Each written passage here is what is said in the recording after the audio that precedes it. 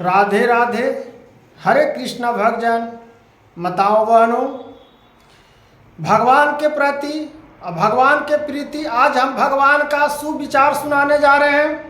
भगवान के किस प्रकार से लीलाओं को, भगवान के किस प्रकार से भजनों का, किस भगवान से अहम नहीं लाना चाहिए। हम लोग मनुष्य को तन में हम नहीं होना चाहिए, मैं नहीं होना चाहिए।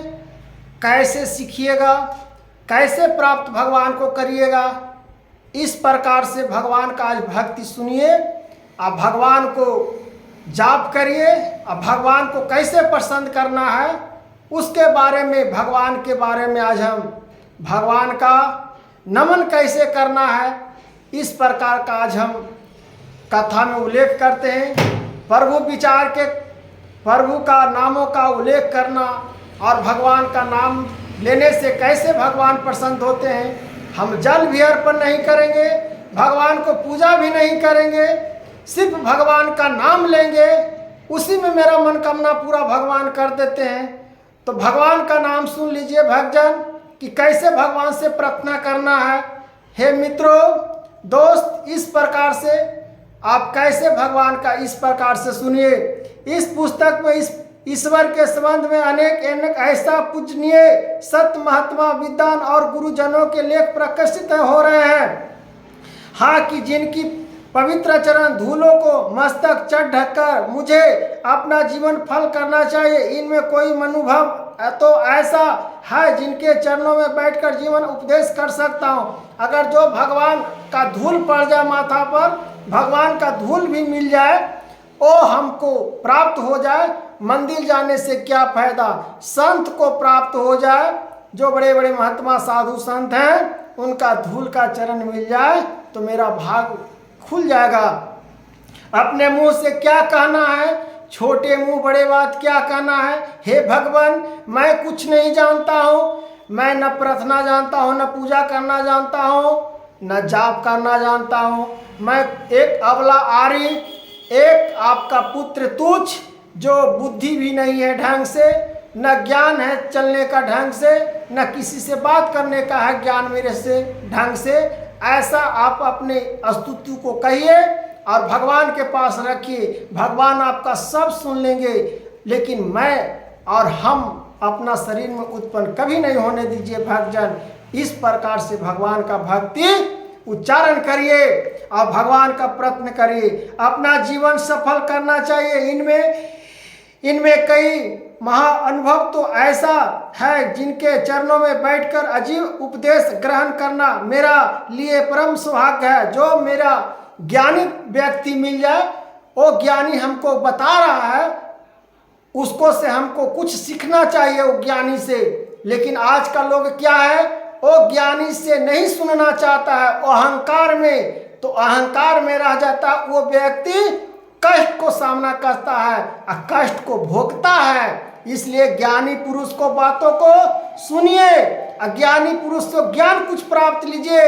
भगवान की शरणों में आइए, भगवान में को शरणों को आपको आज्ञाकारणी, आपका ज्ञान की प्राप्ति, धर्म अपेक्षा की प्राप्ति, दर्शन मिलेगा। तब सौभाग्य की बात है, बैठकर जीवन अचूक उपदेश का ग्रहण करना चाहिए। मेरे लिए परम सौभाग्य का विषय है। ऐसी अवस्था में क्या लिखूं, मुझ में न तो योग्यता है और न कुछ लिखने को मेरे लिए रह ही गया है। हम आपके लिए क्या वर्णन कर सकता हूं भगवान, आपके लिए मैं क्या एक लाइन लिख सकता हूं, कुछ नहीं लिख सकता हूं, क्योंकि मेरे पास कोई ज्ञान नहीं है। ऐसा हम क्या लिख सकते हैं प्रभु। हे भगवान, हे भक्त, हे मित्रों, इस प्रकार से कहिए भगवान के प्रति अहम नहीं लाइए अपने शरीर में। तथापि कुछ प्रेमी मित्रों की अभिलाषा देखकर मैं बहुत ही संक्षेप में अपना विचार लिख रहा हूँ। सच्चिदानंद घन परमात्मा स्वयं अपने स्वरूप के ज्ञाता है, वह अनिवार्य है, अनुभवी है। भगवान ही सब कुछ है, भगवान ही सब रूपों में भाव सत्य है। भगवान ही अपनी माया शक्ति के द्वारा सब रूपों में परिणत है। भगवान में ऐसा ही सब की उत्पत्ति है, उन्हीं सब का निवास है, उन्हीं में सब लग होते हैं। दृष्टि इस प्रलय के आधार क्या निवास और कर्ता वही है। वह सत्य है, सत्य है असत्य, और सत्य असत्य दोनों से परे है। सब कुछ उनमें है, हम में क्या है। जो भगवान चाहते हैं वह होता है, इसलिए हम क्यों कह सकते हैं जो सत्य वचन है वो सत्य बोलिएगा। अगर मंदिर भी नहीं जाइएगा, पूजा पाठ भी नहीं करिएगा, सत्य वचन खाली बोलिएगा, झूठ मत बोलिए, सत्य बोलिए। सत्य बोलिएगा तो वो समझिए कि आपका पूजा से कम नहीं है। इसलिए सत्य वचन बोलिए, झूठ कभी मत बोलिए। झूठ बोलने से क्या फायदा, क्या लाभ। इसलिए जो बोलना है मुंह पर किसी को सत्य बोलिए। सत्य बोलने से आपको मान को सम्मान को बढ़ेगा और मन को शांति प्राप्त होगा। यह सत्य और दोनों में से परम है। सब कुछ उनम है, वह सब कुछ में है, सब कुछ नहीं है, केवल वे ही है। यह सभी बातें अपनी अपनी सीमाओं में सत्य है। इतने पर भी भगवान इस सब को विलक्षण है। जितना भी परमात्मा के स्वरूप का वर्णन होता है सब शंख चंद्र से उनका लक्ष्य करने योग्य लिए है। जो शंख चंद्र जो शंख बजाते हैं उन्हीं से उनका सब निर्गुण तत्व सब किया जाता है। उन्हीं से भगवान के हम लोग प्रार्थना करते हैं और उन्हीं से भगवान को हम लोग नामों का उल्लेख करते हैं। उनका लक्ष्य कराने के लिए ही है। हे भगवान धर्माहि सर्वव्यापी सर्वसम सर्वसर्वमोनि सर्वनी सर्वज्ञा स्वरूप शुद्ध बुद्धि सत्य शिवम सुंदरम गुणित है और क्लित है, निर्गुण है, सगुण है, निरंकार है। यह तो शुद्ध बुद्धि है जो सत्यम शिवम सुंदरम जिसको कहते हैं सत्यम शिवम सुंदरम। यह तो सत्य है, यह नित्य गुण है और यह कल्पित है, वह निर्गुण है, सगुण है, निरंकार है। भगवान तो निरंकार है। वो सबों को लोकों को सबों को पृथ्वियों को देखते हैं, साकार है, दोनों में से पर है। उनमें सब कुछ स्वभाव है। अविनाश में आवश्यक और आवश्यक में अवश्यक का कर देना उनकी लीला मात्रा। वे हैं कर्तृत्व मानता समर्थ है। उनका लीलाओं को कौन जानता है। हे भक्त हम लोग कितनों कुछ रच सकते हैं लेकिन प्रभु को लीलाओं को कोई नहीं जानता। वे एकदर्शी जो करिए, एकदर्शी पर्व करिए, चाहे पूर्णिया पर्व करिए, चाहे एकदर्शी निराजली एकादशी करिए, चाहे कुछ भी करिए, लेकिन सत्य वचन जो बोलिएगा वो सबसे महान है। लेकिन ऐसा कोई पुरुष बोलने वाले नहीं है। भगवान ने कह रहे हैं भगवान के प्रति एकदर्शी ये सत्य वचन बोलना चाहिए। जो सत्य वचन बोलता है वो व्यक्ति पूजा पाठ भी नहीं करेगा, उसको मैं हूँ और उनको तत्वों में मैं विराजमान हूँ, उनके भाषाओं में विराजमान हूँ, उनको बातों में विराजमान हूँ, उनके हृदय में मैं विराजमान हूँ। इस प्रकार से परमात्मा अवतार हैं। इसी प्रकार से मैं उनको ज्ञानों को तत्वों को सत्य वचन बोलने का मैं आग्रह करता हूँ और उनको हृदय में और जीवा पर बैठकर सरस्वती का आगमन कराता हूँ। इस प्रकार से हे भक्तजन जिस प्रकार से भगवान ने सत्य वचन को सरस्वती मैया को जीवा पर बैठाकर बुलवाते हैं उसी प्रकार से सत्य बोलने का हम लोग प्रयास करिए। इस मनुष्य तन और मनुष्य तन को हम लोग झूठ क्यों बोलते हैं। झूठ बोलने से क्या लाभ मिलेगा, झूठ बोलने से क्या फायदा मिलेगा, ऐसा प्रतीत करने से हे महात्मा साधु संत, आज महात्मा साधु संत जितना है जो सत्य वचन बोलकर आज प्राप्त किए हैं, ये नहीं समझो कि भगवान को पूजा कर रहे हैं, रोज हम फूल चढ़ा रहे हैं, रोज जल चढ़ा रहे हैं, नए नए प्रकार का भगवान का भोग लगा रहे हैं। ओ भोग लगाने से क्या फायदा। मन में आपका कपट, छल में आपको कपट, रात दिन आप झूठ बोल रहे हैं। ऐसा पूजा पाठ करने से क्या लाभ। 75 रगन भोग लगाने से, 56 रगन भोग लगाने से भगवान को क्या फायदा। भगवान स्वीकार नहीं करेंगे, कत्तापि नहीं करेंगे, कत्तापि नहीं करेंगे। भक्तजन जो कहते हैं रात दिन पूजा कर रहे हैं, सत्यनारायण भगवान के स्वामी को पूजा कर रहे हैं, क्या आप सत्य वचन बोलने के लिए अधिकार नहीं हो तो क्या पूजा करने से आपका भगवान सुन रहे हैं। आपको मन में तो खाली लग रहा है कि मैं सत्यनारायण भगवान का पूजा किया, मैं आपका आ गया शरीर में, मैं आ गया, आप विनाश हो जाइएगा। इस प्रकार से मैं अपने कि मैं करता हूँ, मैं कर्म हूँ, मैं ही तो ये महल बनाया ही, मैं ही तो ये जमीन खरीदा हूँ, मैं ही तो आपको सेवा किया हूँ, ऐसा अपने मन में नहीं आने दो भक्तजन।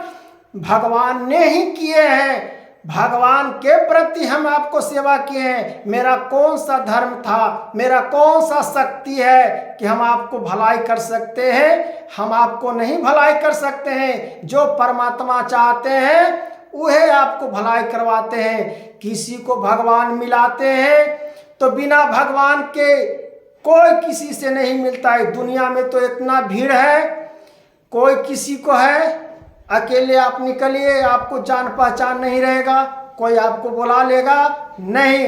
अगर भगवान के प्रति आप हैं तो आप कहीं जंगल में भी रहिएगा, आपको मित्र दोस्त मिल जाएगा। इसलिए भगवान आपको मित्र भेज देते हैं आपको सेवा करने के। आप जब रास्ता भटकते हैं तो आपको बताने के लिए भगवान वहाँ पर खड़ा करवा देते हैं कि वो मेरे भक्त जा रहा है, उसको बता दीजिए रास्ता न भटके। इस प्रकार से सोच लीजिएगा तब भगवान को पसंद कर लीजिएगा, भगवान को भक्ति श्रद्धा बढ़ जाएगा। इस प्रकार से सोचिए। हे भक्तजन, हे मित्रों, हे माताएं बहनों, हे सनातन धर्म का सभी माताओं बहनों, इस प्रकार से अपने भक्तों को, अपने भगवान को और अपने भक्ति को श्रद्धा बढ़ाइए और अपने भगवान को पहचानना न भूलिए। अपना भगवान को कम से कम पहचानिए। लोगों को मत पहचानिए, मित्रों को मत पहचानिए, लेकिन भगवान से मित्रता रखिए और भगवान को प्राप्त करिए। तब आपको देखिए भगवान के प्रति आपको ज्ञान कितना उत्पन्न होता है। तब भगवान कहते हैं एकालिंत न होते हुए भी अवतार लेते हैं। भगवान का रूप का अवतार कोई नहीं जानता है, प्रकट होते हैं। भगवान कब प्रकट हो जाते हैं किनका शरीर में कोई नहीं जानता है भक्तजन। भक्त तो उसकी इच्छा अनुसार दिवम सरकार दिवम विग्रह दर्श देकर कृत, उनके इच्छा के अनुसार कुछ भी नहीं हो सकता है। उनके पृथक पृथक करते हैं। यह स्वर्थ सत्य है, यह परम दयालु, परम मूत्र मुस्वंत्र, परम न्याली, परम पिता, स्नेह माई, माता, स्वामी, सखा सब है। यह वे पति पवन बंधु अससरन भक्त वसलन, इसलिए हम अपना दिवम सकार रूप प्रकट करते हैं। वे सम उदासीन पश्चातीत सबके आश्रय सुख प्रेत, जिसका उदासीन है वो भगवान स्वयं उसको छीनते हैं। जैसा कर्म करता वैसा फल भोगने के लिए तैयार हो जाओ भक्तजन। असुम बाधक रक्षा की योगेश्वर शरणगत को प्रेम और प्रवण करता है। इस प्रकार से भगवान ने और भगवान की कथाओं को और प्रवचनों को इस प्रकार से महात्मों को समझिए। राधे राधे, हरे कृष्णा। भक्तजन इस प्रकार से भगवान को भक्तियों को समझ जाइएगा, भगवान को प्राप्त कर लीजिएगा तो आपको जय जयकार हो जाएगा। और भोले दानी की नामों को उच्चारण करिए, राधे कृष्ण नाम जापिए, सीताराम नाम जापिए, ये जापते रहिए भगवान को और सत्य वचन बोलते जाइए। बस झूठ वचन से डर जाइए। झूठ हमको बोलने नहीं है, झूठ बोलने से कोई फायदे नहीं है, कोई लाभ ही नहीं है, उससे हानि ही हानि है। तो हम झूठ किस लिए बोलेंगे? जो होगा हम सामना बोलेंगे, सच बोलेंगे, सत्य बोलेंगे। क्यों न गर्दन कटाने पड़े, लेकिन सत्य बोलिए। प्रभु आपको सत्य का विजय एक दिन जरूर होता है। राधे राधे।